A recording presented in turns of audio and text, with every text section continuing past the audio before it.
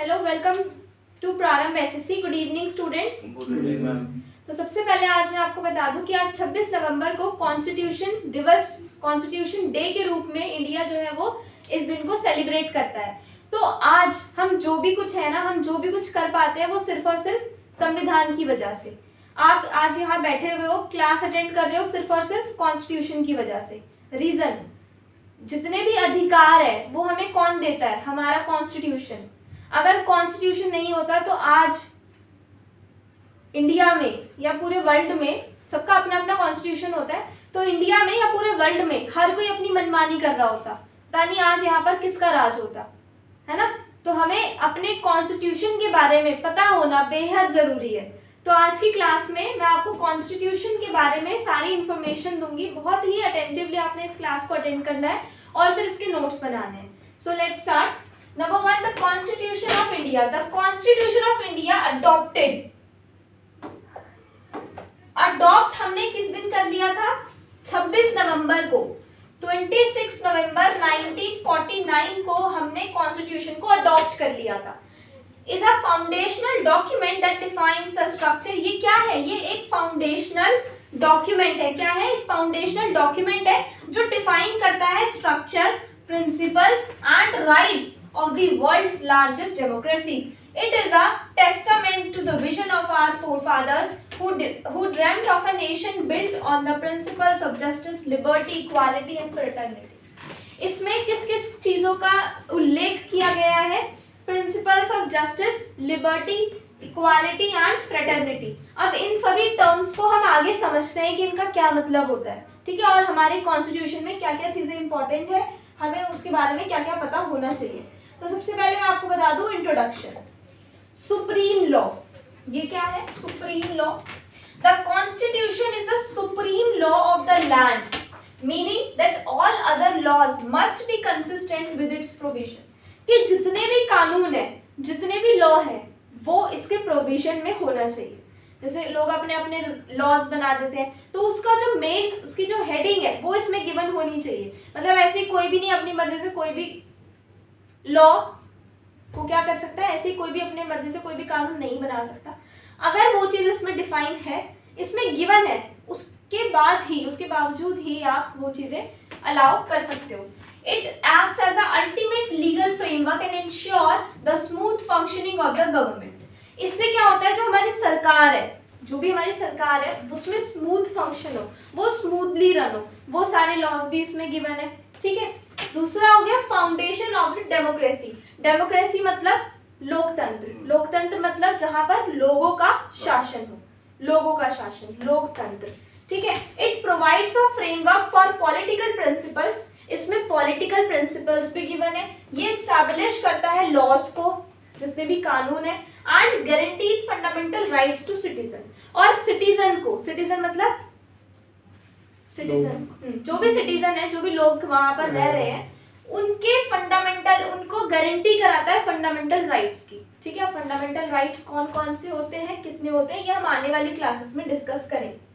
The constitution defines the roles and responsibilities of the government.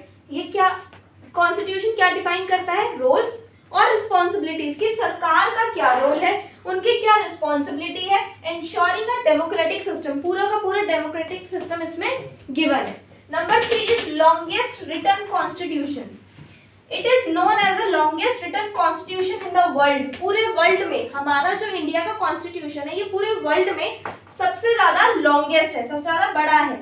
It encompasses a wide range of topics. इसमें बहुत सारे topics हैं, including जैसे कि structure of government, government का structure इसमें गिवन है, फंडामेंटल राइट्स दे रखे हैं, ड्यूटीज दे रखी है सिटीजन्स की, और प्रिंसिपल्स दे रखे हैं गवर्नमेंट के। And number 4 is commencement. It was adopted on 26 नवंबर, कि हमने इसको अडॉप्ट तो आज के दिन ही कर लिया था 1949 में। 1949 में आज के दिन अडॉप्ट कर लिया था एंड केम इनटू इफेक्ट। और उस पर काम करना हमने कब से चालू किया, मतलब उनका पालन करना कब से शुरू किया? 26 जनवरी 1950, marking the birth of the Republic of India, ठीक है, जब हमारी इंडिया रिपब्लिक हो गई।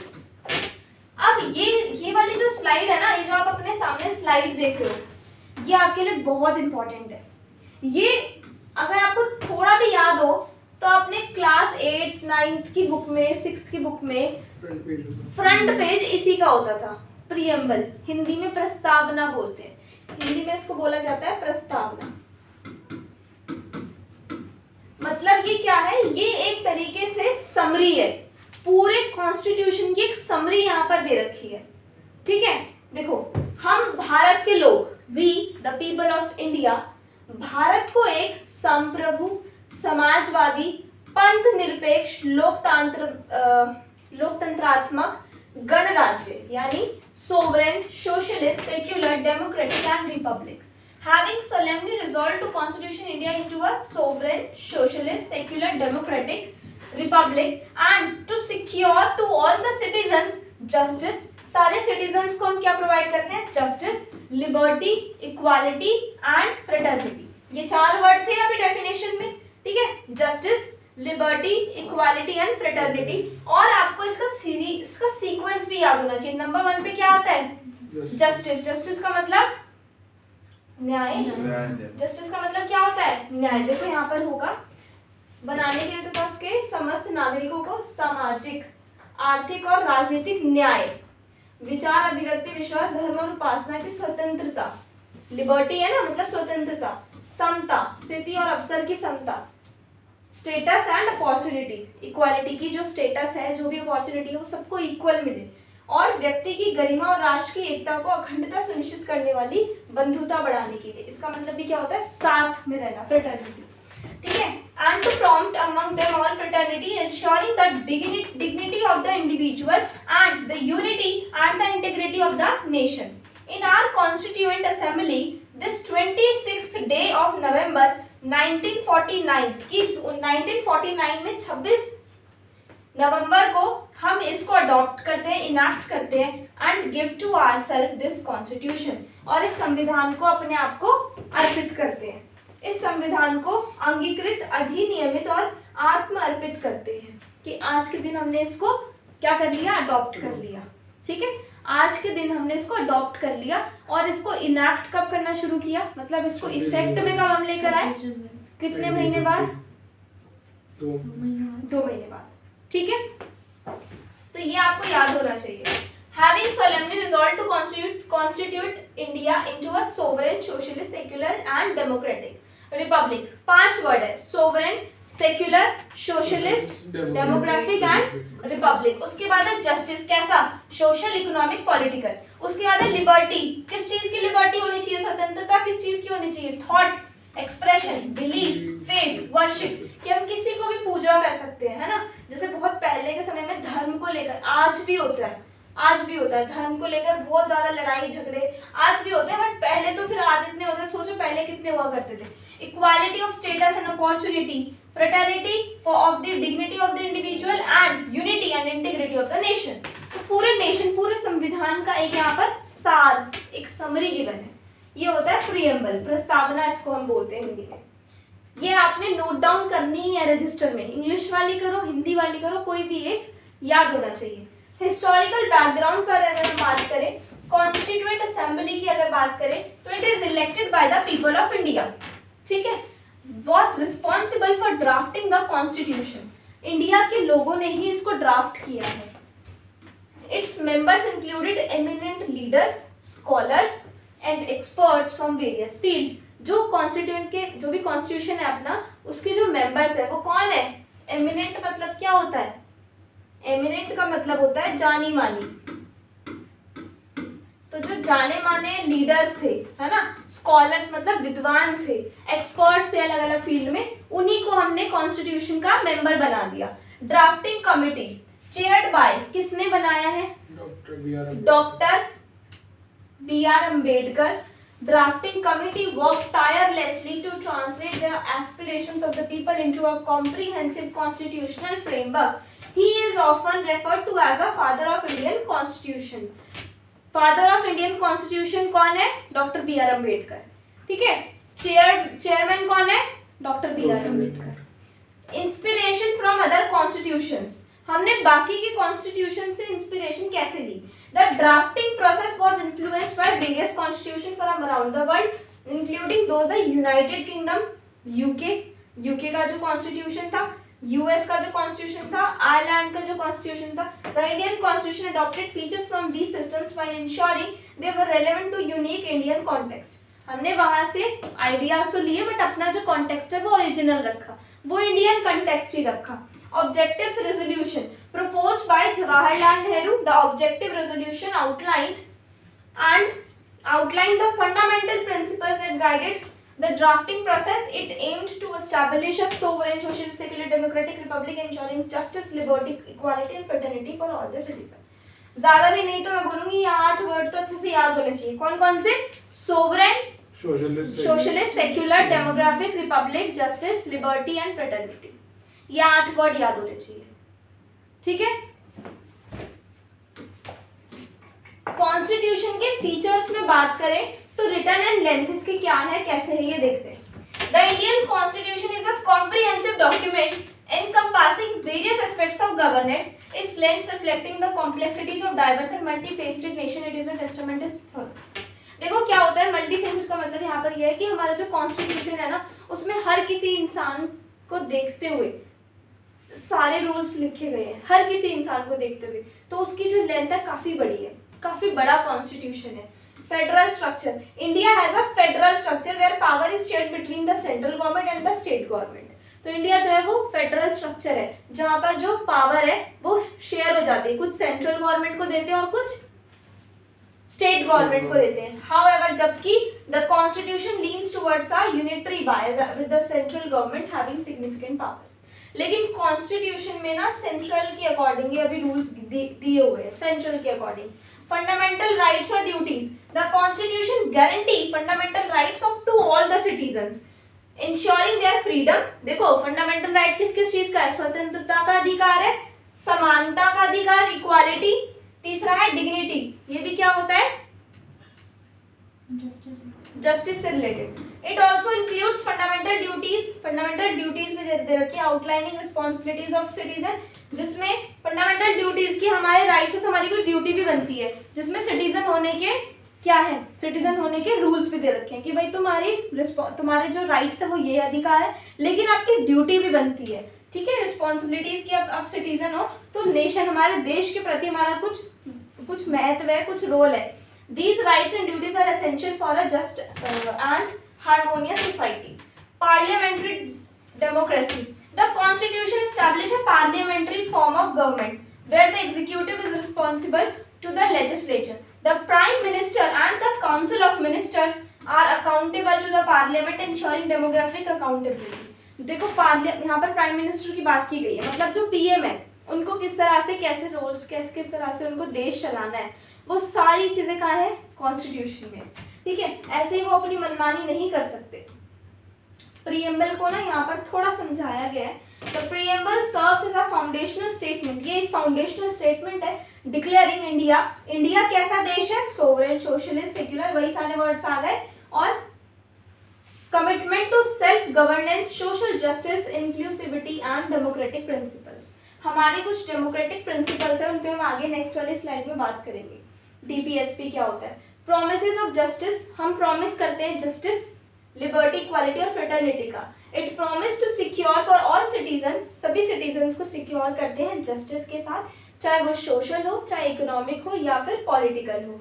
लिबर्टी देते हैं थॉट एक्सप्रेशन, बिलीफ की. मतलब इस वाली स्लाइड पर प्रेम्बल को क्या किया? समराइज किया और समझाया हुआ है, जो मैं आपको पहले ही समझा चुकी हूँ. फंडामेंटल राइट्स की बात करें तो ये बहुत इंपॉर्टेंट है. राइट टू इक्वालिटी, ये तो मतलब रट लेना, ये वाली स्लाइड आपको रटी हुई होनी चाहिए, एग्जाम में आता ही है, एग्जाम में आता ही है ये. ठीक है. कि राइट टू इक्वालिटी कौन से आर्टिकल में दे रखा है? 14 से लेकर 18 तक. 14 से लेकर 18 तक कौन सा है? इक्वालिटी. उसके बाद फ्रीडम, स्वतंत्रता, article 19 to 22. 19 to 22. Right against exploitation. Exploitation क्या होता है? किसी का फायदा उठाने से रिलेटेड. तो 23, 24 दो आर्टिकल है, 23 और 24. Right to freedom of religion, धर्म की स्वतंत्रता, article 25 to 28. Cultural and educational rights, शिक्षा का अधिकार 29 to 30, और उसके बाद right to constitutional remedies article 32। तो फंडामेंटल राइट कहाँ से शुरू है? 14 से लेकर 32 तक। 14, 15, 16, 17, 18, 5 तो किसके हैं? इक्वालिटी के। उसके बाद फ्रीडम के कितने हैं? 4। एक्सप्लॉयटेशन के 2। फ्रीडम ऑफ रिलीजन 4 है ना? 25, 26, 27, 28, 4, 2, 1। तो टोटल कितने हो गए? 14। टोटल कितने हैं? 14 to 32। ठीक है, 14 to 32 से लेकर 14 से लेकर 32 तक हमें ये राइट्स दे रखे हैं। तो ये तो आपको याद होना ही चाहिए। कोई भी आ जाता है एग्जाम में कि बताओ ये वाला राइट कौन से आर्टिकल में आता है, 25, 20, 19 या 33 कहाँ आता है? 25 में आता है। ठीक है, नेक्स्ट अगर मैं बात करूं डीपीएसपी की, तो ये बहुत ही ज्यादा ये भी इंपॉर्टेंट है, ये भी पूछ लेते हैं क्योंकि DPSP directive principles of state policies welfare for the people. देखो कुछ पॉलिसीज बनाई है, क्यों बनाई है? लोगों के भले के लिए, welfare of the people. The DPSP aims to promote the welfare of the people by directing the state to implement policies that ensure economic and social wellbeing. This includes provisions for education, health care and social security. इसमें क्या क्या होता है? Health care, education, social security के बारे में इसमें दे रखा होता है। Social justice, the DPSP emphasises social justice by directing the state to promote equality. कि जो स्टेट है वो इक्वालिटी को प्रमोट करे, प्रिवेंट करे एक्सप्लॉयटेशन से, इंक्लूडिंग जैसे कि prohibiting untouchability, ensuring equal opportunities for all, छुआछूत जैसे चला था तो उसको हटाए और सभी को सेम अपॉर्चुनिटी प्रोवाइड हो। मतलब DPSP is into the preamble, into the constitution. Uniform civil code, advocate for a uniform civil code, a single set of laws governing personal matters like marriage, divorce and inheritance for all citizens. This aims to promote national unity and equality. ये क्या है कि advocates जो है उनको कुछ ऐसे laws दे दिए जाते हैं कि आप पर्सनल मैटर को आप देख सकते हो। ठीक है, जैसे कि शादी का अगर कुछ है या फिर डाइवोर्स का कुछ है आप, तो वो कोर्ट में हो जाता है। तो इतना एडवोकेट्स को इतना हक दे देते हैं, ठीक है, ताकि हमारा जो नेशन है वो इक्वालिटी यूनिटी के साथ चलता रहे। इंटरनेशनल पीस की जो इंटरनेशनल है, इंटरनेशनल जैसे लड़ाई हो जाती है, अभी किसकी लड़ाई चल रही थी? रशिया और यूक्रेन चल रही है अभी भी ना, वो काफी टाइम से चल रही है। तो इंटरनेशनल पीस होना बहुत जरूरी है। The DPSP promotes international peace. क्या प्रमोट करता है ये? International peace and security by directing the state to foster harmonious relations with other nations. It emphasizes India's commitment to non-violence and peaceful coexistence. कि violence नहीं करनी, झगड़ा नहीं करना। फंडामेंटल राइट्स मैंने आपको बता दिए, फंडामेंटल राइट्स बता दिए। अब ये फंडामेंटल ड्यूटीज है, added through the 42nd amendment in 1976। ये फंडामेंटल ड्यूटीज कब ऐड हुई? शुरुआत में नहीं थी, आज भी संविधान में कुछ ना कुछ बदलाव होते रहते हैं। तो 1976 को 42nd अमेंडमेंट में ये ऐड हुआ। क्या? Fundamental duties are a set of responsibilities. ये क्या है? ये एक सेट है, जिम्मेदारियों का एक सेट है जो एक्सपेक्ट करते हैं सिटीजन से कि कोई भी सिटीजन नेशन के प्रति ऐसा होना चाहिए। Importance of maintaining national unity, पूरी नेशनल की यूनिटी को बनाए रखना। Social harmony and responsible citizenship. Article 51A की अगर हम बात करें तो इसमें क्या बताया गया है? Encapsulated in Article 51A of the Constitution, the fundamental duties include obligations such as respect for the national flag. अपने नेशनल फ्लैग की रिस्पेक्ट करनी है। आर्टिकल 51A में ये बात की गई है, अपने एंथम की रिस्पेक्ट करनी है और अदर नेशनल सिंबल को बचाना है। India's rich culture heritage, safeguarding the environment, promoting harmony and the spirit of common brotherhood and upholding the principles of scientific temper and humanism. अच्छा, ये जो फ्लैग वाला है ना, ये भी अभी कुछ टाइम पहले ही ऐड हुआ है, ये कॉन्स्टिट्यूशन में कुछ टाइम पहले ही ऐड हुआ है, पहले नहीं था। ठीक है, इंपॉर्टेंस पता है पहले क्या होता था? 6 बजे के बाद कोई झंडा नहीं फहरा सकता, इलीगल था वो, बट अभी है। अब कर सकते हैं। Importance, the fundamental duties serve as a reminder of citizen obligation towards the nation and encourage them to actively participate in its progress and development. They aim to build a responsible and engaged citizen. तो fundamental duties क्या कहते हैं कि भाई ये duties है जो तुम्हें एक अच्छे नागरिक होने के नाते हमारे देश के प्रति निभानी होगी, ठीक है। तो आपको कुछ राइट्स दे रहा है तो कुछ ड्यूटीज भी दे रहा है कि इनको भी फॉलो करो। स्ट्रक्चर्ड गवर्नमेंट, एक स्ट्रक्चर्ड गवर्नमेंट क्या होती है, देखो लेजिस्लेटिव चाहिए हमें, सरकार तो है, लेजिस्लेटिव चाहिए, एग्जीक्यूटिव चाहिए और फिर जुडिशरी सिस्टम चाहिए, न्यायपालिका। Legislative, the legislature is responsible, अब इसका क्या काम होता है, it is responsible for making law, कानून तो बन गया, कानून बना दिया किसने, लेजिस्लेचर ने, ठीक है। It consist of the parliament, जैसे पार्लियामेंट हो गया विच कंप्राइज 2 हाउसेस, जिसमें दो हाउस आते हैं, कौन कौन से, Lok Sabha, house of the people and the Rajya Sabha, Council of State. The Lok Sabha is elected directly by the people. जो लोक सभा में जो भी मेन हेड होता है वो लोगों के द्वारा चुना जाता है directly, while the Rajya Sabha is elected by the people, elected members of the state legislature. लेकिन जो राज्य सभा है उसमें जो चुने जाते हैं वो जो स्टेट लेजिस्लेचर होते हैं वो उनको वो करते हैं, चुनते हैं, इलेक्ट करते हैं। अब कानून तो बना दिया, कानून बन गया, The executive is responsible for enforcing the law. उन लॉज को जो लेजिस्लेचर ने कानून बनाया है उस लॉ को इन्फोर्स कौन करेगा, एग्जीक्यूटिव करेगा, ठीक है। It consist of the president, prime minister, council of minister, तो ये सब मेंबर्स होते हैं जो इसमें आते हैं, किसमें, एग्जीक्यूटिव में। The president is the head of the state, जो प्रेसिडेंट है वो स्टेट का हेड है, but the real executive power lies with the prime minister, लेकिन जो मेन पावर है वो तो प्राइम मिनिस्टर के पास है। And the council minister which are responsible for the parliament, जो पार्लियामेंट के लिए रिस्पॉन्सिबल है, ठीक है।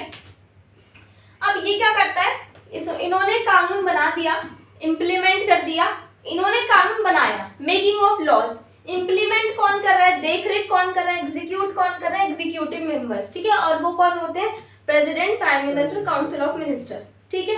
उसके बाद अगर उस बनाए हुए कानून को कोई ब्रेक करे या उसका मिसयूज करे तो हमें क्या चाहिए, जुडिशरी सिस्टम चाहिए, यानी न्यायपालिका चाहिए जो न्याय करेगी, जो न्याय करे, ठीक है। The judiciary is responsible for interpreting the laws made by the legislature and enforced by the executive, कि जो भी कानून लेजिस्लेचर ने बनाया है और जो एग्जीक्यूटिव ने इन्फोर्स किया है उसको देख रेख करे, उसके रिस्पॉन्सिबल के लिए, उसके लिए रिस्पॉन्सिबल होती है। The supreme court is the highest court in the country, country का जो मेन है वो कौन सा, हाईएस्ट कोर्ट कौन सा होता है, supreme court. And there are also high courts in each state. देखो ये पूरा भारत हो गया, ठीक है, ये पूरा भारत हो गया, मतलब ये पूरा हमारा इंडिया है, इंडिया का जो एक होगा वो कौन सा होगा, सुप्रीम कोर्ट होगा, एससी सुप्रीम कोर्ट। उसके बाद हर एक स्टेट का एक एक अपना कोर्ट होगा, हाई कोर्ट। और उसके बाद the judiciary plays a crucial role in protecting the fundamental rights of citizen and ensuring the rules of law। ये क्या देखता है कि जो कानून बनाए गए उनका सब अच्छे से पालन कर रहे हैं, नहीं कर रहे, अगर कोई ब्रेक करता है तो ये उन लोगों को फिर सजा देते हैं, पनिश करते हैं, ठीक है। सिग्निफिकेंस एंड अमेंडमेंट्स की बात कर लेते हैं। Uniting diverse cultures, the constitution is a unifying force bringing together people from diverse cultures, अलग अलग कल्चर से, अलग अलग रिलीजन से जो लोग हैं, अलग अलग लैंग्वेज है, अलग बैकग्राउंड है, उन सब के लिए कानून एक ही है। It provides a common framework for all citizens ensuring equality and justice for all, क्योंकि समानता का अधिकार सबको है और न्याय का अधिकार भी सबको है। जैसे अभी Kejriwal ji CM of Delhi jail में थे, तो अगर यहाँ पर थोड़ी सी भी सख्ती या फिर ढिलाईपन होता तो वो जेल में नहीं होते, है ना, क्योंकि उनके पास पैसा है, पावर है। लेकिन जुडिशरी क्या हमें क्या कंसिस्ट कराता है कि जस्टिस और इक्वालिटी सबके लिए सेम है, चाहे वो कल्चर उसका कुछ भी हो, रिलीजन कुछ भी हो, लैंग्वेज कुछ भी हो, बैकग्राउंड कैसा भी हो, सभी एक ही कानून के अंदर आते हैं। Safeguarding democracy and rights, it safeguard the democratic principles of India ensuring the right to vote. अब हमें कुछ अमेंडमेंट्स में हमें क्या क्या दिया भाई, तुम वोट भी कर सकते हो, अधिकार है किसका, वोट का। फ्रीडम ऑफ स्पीच, बोलने का अधिकार है, एक्सप्रेशन का अधिकार है, and the rule of law, और लॉ को मानने का भी अधिकार है। The constitution provides a strong foundation for a free and fair society. एक फ्री और फेयर सोसाइटी के लिए कॉन्स्टिट्यूशन बना है। Amendments क्या होते हैं? The Constitution is dynamic document and has been amended numerous times over the years to adapt to changing societal needs and reflect the aspirations of the people. As of 2024, there have been 105 amendments. 2024 के हिसाब से आज के according अगर हम देखें तो total कितने अमेंडमेंट्स हैं? 105। ठीक है, ये नंबर अच्छे से याद कर लेना, अच्छे से 105। Demonstrating the constitutional flexibility and the ability to evolve with time. देखो जैसे जैसे टाइम चेंज होता है, जैसे जैसे हमें लगता है कि यार हमारे संविधान में ये वाला रूल भी होना चाहिए या ये बदलाव आना चाहिए, तो बदलाव होते हैं, पर उस एक बदलाव के लिए सभी मेंबर्स के साइन होते हैं उसमें, कि अगर एक ने भी मना कर दिया तो फिर वो नहीं होगा। ठीक है, उसके बाद है major amendment. Some notable amendments include the 42nd amendment which strengthened the directive principles of state policy। देखो 42nd अमेंडमेंट में टीपीएसपी के बारे में दे रखा है। अब ये क्या होती है, इसमें क्या क्या आते हैं वो सब मैं आपको बताऊंगी। ये इंपॉर्टेंट है, कौन सा 42nd अमेंडमेंट, और यहाँ पर आपके टोटल 105 होते हैं। मतलब एक तरीके से जो पूरा चैप्टर, पूरी बुक होती है ना, बुक को जैसे पूरा सिलेबस है, उनको हम मॉड्यूल्स में डिवाइड कर देते हैं। मॉड्यूल 1 की एक बुक, मॉड्यूल 2 की, मॉड्यूल 3 की, फिर उसके अंदर चैप्टर्स होते हैं, उसके अंदर हेडिंग्स होते हैं। तो सेम ऐसे ही हमारा कॉन्स्टिट्यूशन में, ताकि उसको पढ़ना आसान हो जाए, समझना आसान हो जाए। ठीक है, उसके बाद 42nd इंपॉर्टेंट है, क्यों? क्योंकि उसमें डीपीएसपी दे रखे हैं, कुछ फंडामेंटल ड्यूटीज दे रखी है, और 73rd और 74th अमेंडमेंट भी इंपॉर्टेंट है, जिसमें पंचायती राज सिस्टम ऐड हुआ है, एम्पावरिंग लोकल सेल्फ गवर्नेंस। ये सब पहले पंचायती राज नहीं था, पहले ना उसमें सिर्फ यही था, सेंट्रल और स्टेट, पंचायती राज था ही नहीं। ठीक है, जो लोकल गवर्नमेंट होती है, तो वो ऐड हुआ किसमें? 73, 74 में। समझ में आया? तो आई होप आपको ये कॉन्स्टिट्यूशन के बारे में काफ़ी इन्फॉर्मेशन आज देखने को मिली होगी, और अगर आपको ये क्लास समझ में आई है तो इसी तरह से आप चैनल के साथ जुड़े रहो, क्लास अपनी अटेंड करते रहो प्रॉपरली, और इसी तरह से हम जैसे भी होगा, it's just like a current affair कि आज था तो मैंने आपका वो टॉपिक कवर किया। इसी तरह से कोई भी ऐसा इम्पॉर्टेंट कॉज होगा, इम्पॉर्टेंट डे होगा, तो वो हम कवर करेंगे। ठीक है, thank you so much. Thank you.